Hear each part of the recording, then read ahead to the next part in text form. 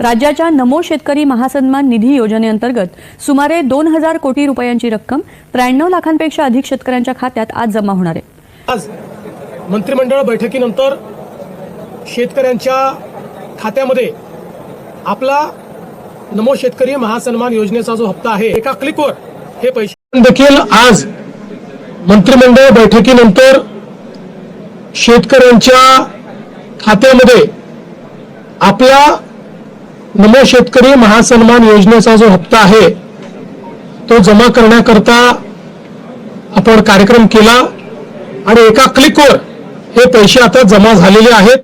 राज्यातील शेतकऱ्यांच्या खात्यात उद्या 4000 रुपये जमा होणार आहेत। पीएम किसान सन्मान आणि नमो शेतकरी महासन्मान निधीचे हे पैसे जमा होतील।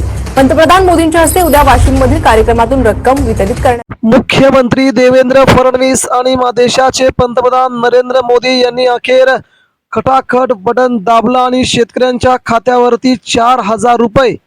मित्रांनो, आज 23 जुलै वार गुरुवार सकाळी ठीक 10 वाजल्यापासून शेतकऱ्यांच्या बँक खात्यावरती 4000 रुपये येण्यास अखेर झाली सुरुवात। परंतु यामध्ये सगळ्यात मोठा फटका बसलाय राज्यातील जवळजवळ 30 लाख शेतकऱ्यांना त्यांच्या खात्यावरती पैसे आलेले नाहीत। परंतु राज्यातील बहुतांश शेतकऱ्यांच्या खात्यावर पैसे आले असताना यांचे पैसे का नाही आले यासाठी सरकारने सांगितलाय नवीन उपाय।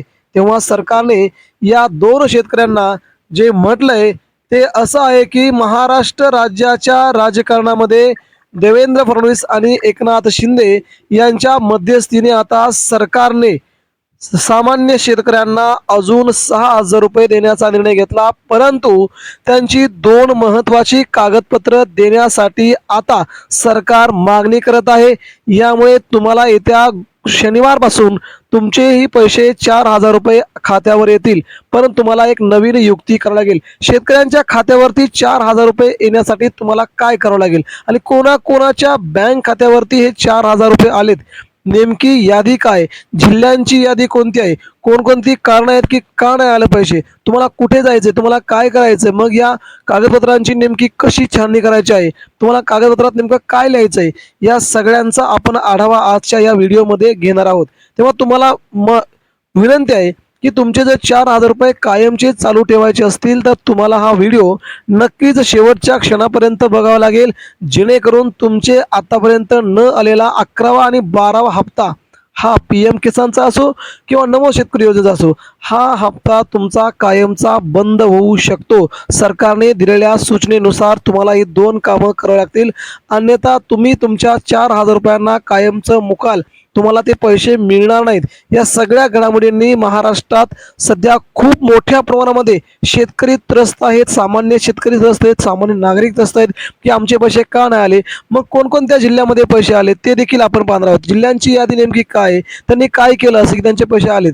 तेव्हा दुसरा एक महत्त्वाचा मुद्दा त्यांनी इथे मांडलाय मुख्यमंत्री देवेंद्र फडणवीस यांनी की पीक विमा आणि अनुदान हे देखील पैसे आम्ही आज दुपारी 3 वाजता शेतकऱ्यांच्या बँक खात्यावर टाकणार आहोत।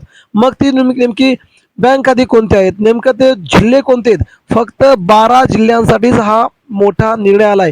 पीक विमा आणि अनुदान हे फक्त 12 जिल्ह्यांसाठीच होते, कारण की गेल्या वर्षी जो अतिवृष्टी पाऊस झाला होता आणि आता एप्रिल मे मध्ये ज्या प्रकारे अवकाळीग्रस्त पाऊस झाला होता त्या सगळ्याबद्दलचा हा पीक विमा शेतकऱ्यांच्या खात्यावरती देण्याची प्रक्रिया सध्या देवेंद्र फडणवीस यांनी सुरू केली आहे। मित्रांनो, यामध्ये दुसरी आणि महत्त्वाची बाब म्हणजे 4000 रुपयांची।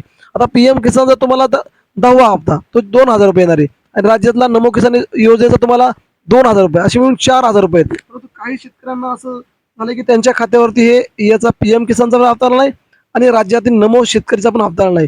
आता दोन्ही हप्ते का थकलेत, तर त्याच्यामध्ये एक महत्त्वाचं गणित असं आहे की जर गेल्या काही वर्षांपासून तुम्ही जर सरकारी नोकरीमध्ये असाल किंवा तुम्ही जर आयकर भरत असाल तर तुमचे हे पैसे कायमचं येणं बंद होत आहे।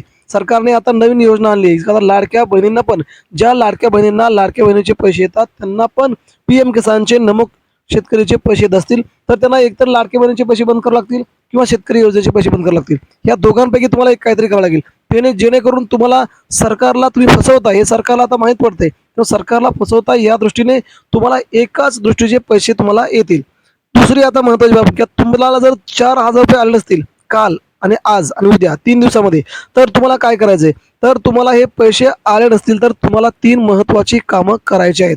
तुमच्याकडे स्वतःचं आधार कार्ड आहे, तुमच्याकडे स्वतःचं बँकेचं पासबुक आहे, तुमच्याकडे स्वतःचं रेशन कार्ड आहे. या 3 गोष्टी घेऊन तुम्हाला तुमच्या बँकेत जायचं आहे.